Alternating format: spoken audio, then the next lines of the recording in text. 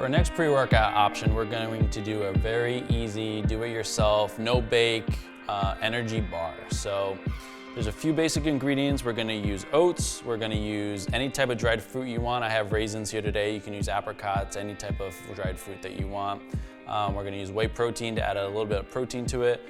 A milk just to kind of wet it. You can use almond milk, water, cow's milk, whatever you wanna do. And you're gonna combine all those, throw it in the refrigerator, and then let it cool for a little bit, and that's it. So you can use, we're using rolled oats. You can use any type of oats that you want. You can use gluten-free oats too if you want to go gluten-free and you don't want to include that. So the first thing we're gonna do is combine 1.5 cups of rolled oats. So we're gonna combine that in a food processor or a blender that you have it. So you're gonna really blend down the oats until it's a nice fine powder.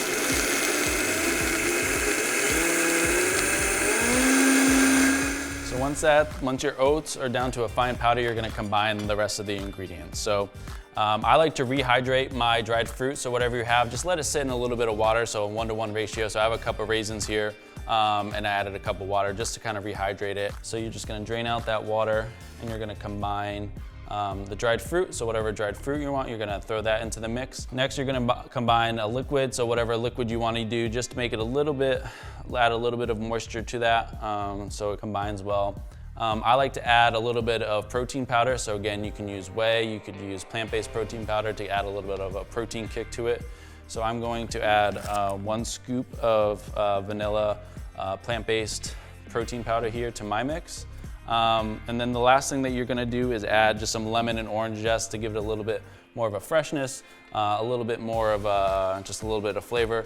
So I'm gonna add a little bit of lemon zest here to the mix, a little bit of orange zest, add a little bit of acidity and more flavor without adding too much to the mix, so it still mixes well. So once that's combined, you're gonna put the food processor or blender back on low, and you're really just gonna pulse it just so all the ingredients combine. So once that's combined and you have a clumpy-like texture, you're just gonna kind of scoop it out and put it on a prepared sheet pan. So you're gonna wanna do like a loaf pan or a low baking sheet, line it with some saran wrap or some plastic wrap, spray it with some nonstick foil, and then take your mixture and kind of just lay it out in that pan.